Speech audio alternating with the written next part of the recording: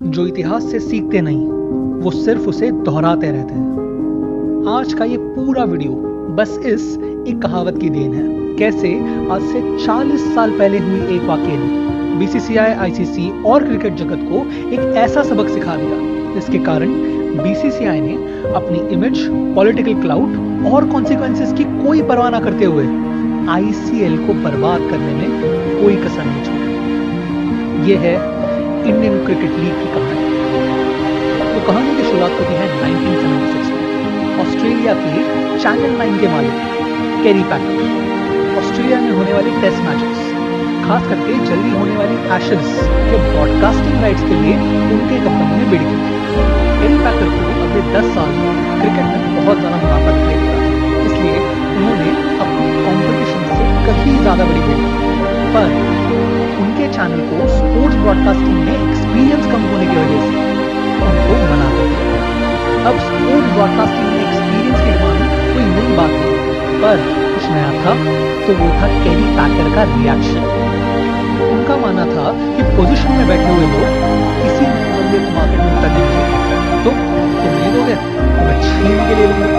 इस आइडिया से जन्मा केरी पैकर का वर्ल्ड सीरीज एक पूरी तरह प्राइवेट क्रिकेट टूर्नामेंट। अब उन्हें यह पता था कि जिस समय किसी भी क्रिकेट बोर्ड को इसकी भनक भी लग गई, उनके सारे किए कराए पे पानी फिर जाएगा।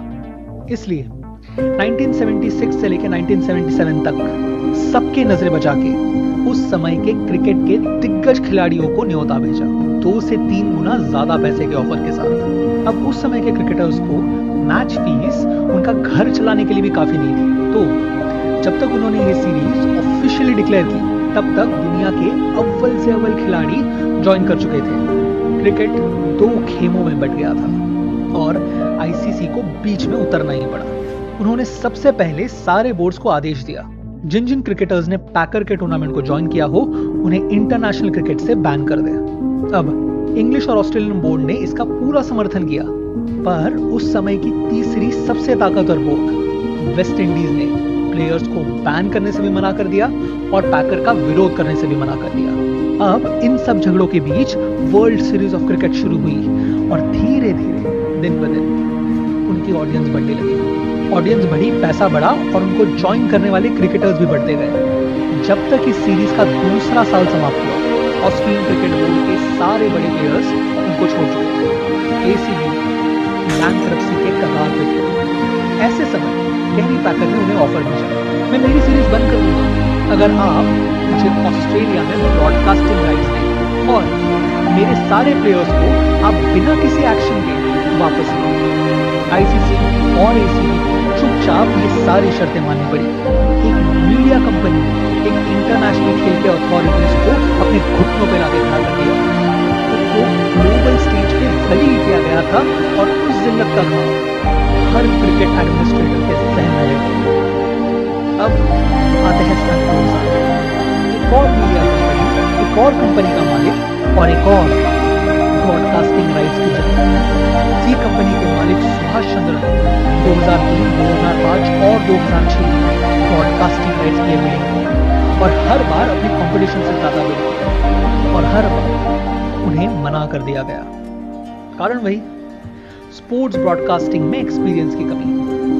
उन्होंने आखिर पॉलिटिक्स में उतरकर बीसीसीआई इलेक्शंस में शरद पवार का समर्थन करके जगमोहन दालमिया को हराया। शरद पवार तो जीत गए, पर जी को ब्रॉडकास्टिंग राइट्स नहीं मिल पाए और उस मुकाम पर उन्हें मिला एक मौका। इस पॉइंट तक बीसीसीआई आज की जितना तो नहीं, पर दुनिया की सबसे ताकतवर बोर्ड में से एक मानी जाती थी। उनके पास पैसा था, पर ठीक इंडियन ब्यूरोक्रेसी की तरह स्लो पैसा।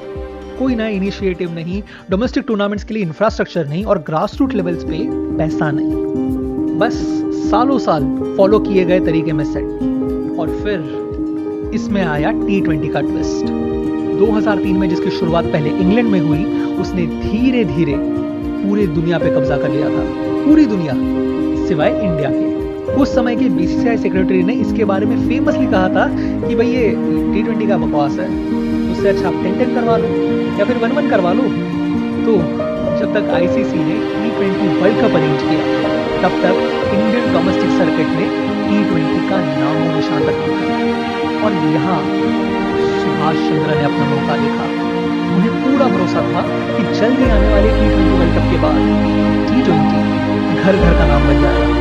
इसलिए वर्ल्ड कप शुरू होने के पहले ही मई 2007 में उन्होंने इंडियन क्रिकेट लीग को अनाउंस कर दिया। डोमेस्टिक और इंटरनेशनल प्लेयर्स अलग अलग क्लब्स के लिए खेलेंगे।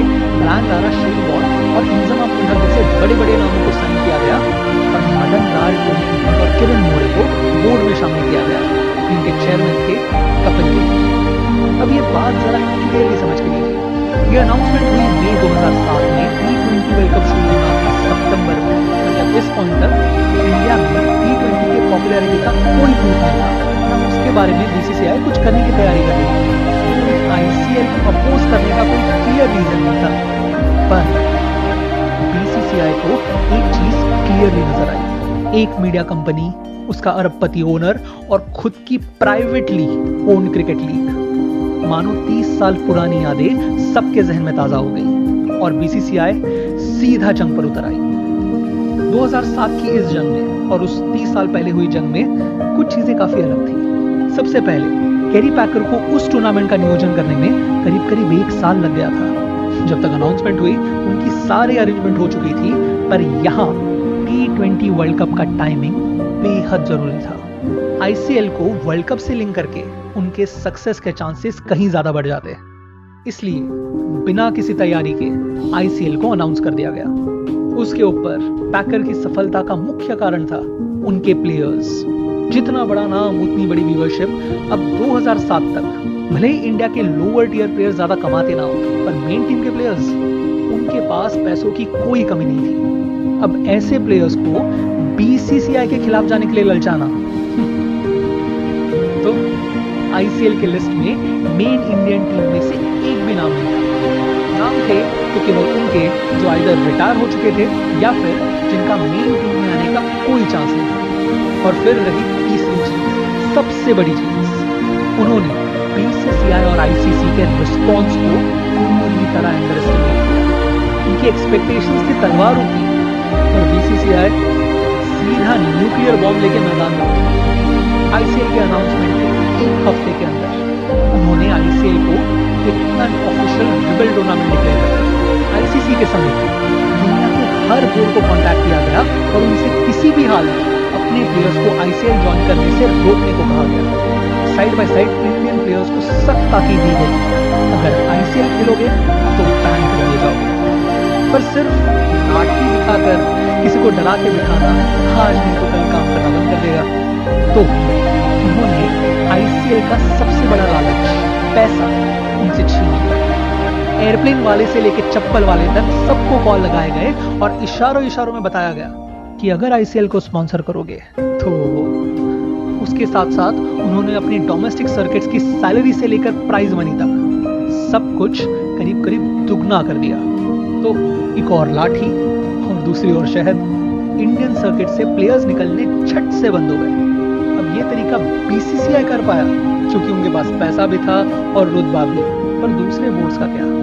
इंडियन प्लेयर्स कम होते देख जी ने पाकिस्तान और बांग्लादेशी प्लेयर्स को इनवाइट करना शुरू कर दिया और दोनों देशों के मेन टीम के प्लेयर्स राजी हो गए। बांग्लादेश का तो ये हाल था कि इतने प्लेयर्स आईसीएल को ज्वाइन कर रहे थे कि उनके नेशनल टीम को फील्ड करना मुश्किल हो गया था।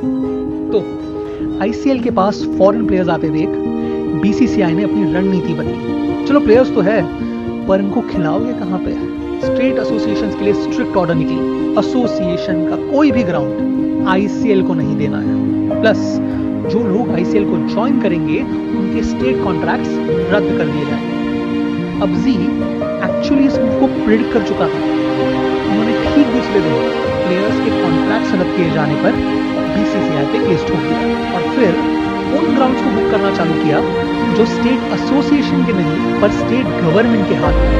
उनकी इनिशियल इंक्वायरीज होते ही ये खबर बीसीसीआई तक पहुंच गई, जिसने झट से उन सारे ग्राउंड्स को बुक कर लिया वहां के लोकल टूर्नामेंट्स के लिए। अब ग्राउंड अगर ऑलरेडी बुक है तो कर भी क्या सकते हैं, लेकिन जी ने रिस्पॉन्स में बीसीसीआई पर अनफेयर प्रैक्टिसेस का एक और केस ठोका और बैक चैनल डिप्लोमेसी थी कोलकाता का ईडन गार्डन्स और अहमदाबाद का एक स्टेट ग्राउंड हथिया लिया। तो ना कोशिश करने पर भी आईसीएल के पास प्लेयर्स भी थे और ग्राउंड्स भी थे, तो बीसीसीआई ने जंग का मैदान ही बदल दिया। 30 साल पहले सीधी चोट बीसीसीआई को नहीं लगी थी, बल्कि ठेस पहुंची थी तो आईसीसी के नाम पर। इसलिए बीसीसीआई ने आईसीसी से प्रेस रिलीज जारी की कि आईसीसी आईसीएल को तब तक रिकॉग्नाइज नहीं करेगी जब तक बीसीसीआई ना करे। अब आईसीसी में ऐसे प्राइवेट टूर्नामेंट्स के लिए कोई क्लियर रूल्स नहीं थे, इसलिए बात अगर इंटरनेशनल कोर्ट्स तक जाती तो मोस्टली आईसीसी केस हार जाती। इसलिए इंडिया से Lalit Modi, English board president और साउथ अफ्रीकन बोर्ड प्रेसिडेंट ने आईसीसी कमेटी बिठाई और आईसीसी का कॉन्स्टिट्यूशन ही बदल डाला। चेंज काफी सिंपल था। प्राइवेट टूर्नामेंट्स को ऑफिशियल टूर्नामेंट का दर्जा सिर्फ और सिर्फ उनका नेशनल बोर्ड दे सकता है। आईसीसी इसमें कोई दखलंदाजी नहीं कर सकती। पर तब तक जी ने उन पर दागे गए केसेस का रिजल्ट आ गया था। जी कोर्ट में जीत गई थी। ना बीसीसीआई, ना स्टेट एसोसिएशंस, ना स्पॉन्सर, कोई भी आईसीएल प्लेयर्स के पहले से हुए कॉन्ट्रैक्ट्स खारिज नहीं कर सकते। और तब तक बीसीसीआई का असली हथियार मैदान में उतरने को तैयार हो गया था। 13 सितंबर 2007 को इंडियन प्रीमियर लीग, बीसीसीआई का खुद का T20 टूर्नामेंट अनाउंस हो गया। क्रिकेट के सबसे बड़े नाम और क्रिकेट में कभी ना देखा गया हो उतना पैसा। अनाउंसमेंट से लेकर टूर्नामेंट खत्म होने तक आईपीएल ने आईसीएल के कवर को जो रही सही कसर थी वो मई 2009 को पूरी हो गई, जब बीसीसीआई ने आईसीएल को ज्वाइन हुए प्लेयर्स को खुशी खुशी वापस लेने की घोषणा कर। वही चीज जो 30 साल पहले हुई थी, और वहां ये शर्त ऑस्ट्रेलिया पे थोपी गई थी और यहाँ वही चीज बीसीसीआई के जीत का बिगुल था। जंग आखिरकार समाप्त हो गया। अब ये सवाल जायज है कि बीसीसीआई का ये सब करना सही था या गलत, और उससे भी ज्यादा जरूरी लीगल था या नहीं। इस सवाल का जवाब बीसीसीआई अगले 10 सालों तक कोर्ट्स में देगी रही। पर मुझे एक बात की खुशी है, आईसीएल की जंग हो या उस कैरी पैकेज में, दोनों में अंत में फायदा क्रिकेट का ही है। वहाँ पैकर सीरीज में coloured clothing, restricted field setting जैसे कई नए रूल्स इजाद हुए, ऐसे रूल्स जो हम आज तक इस्तेमाल करते हैं। और यहाँ हाँ, आईपीएल शायद ऐसा ना वैसे बन ही जाता, पर डोमेस्टिक लेवल पे रीस्ट्रक्चरिंग से लेकर 1 साल के अंदर पूरी टूर्नामेंट खड़ी करना मतलब बच्चा तभी पढ़ता है जब एग्जाम हो, ऑफिस तभी हिलता है जब डेडलाइन हो, और काम तभी होता है जब आग लगी हो, है कि नहीं?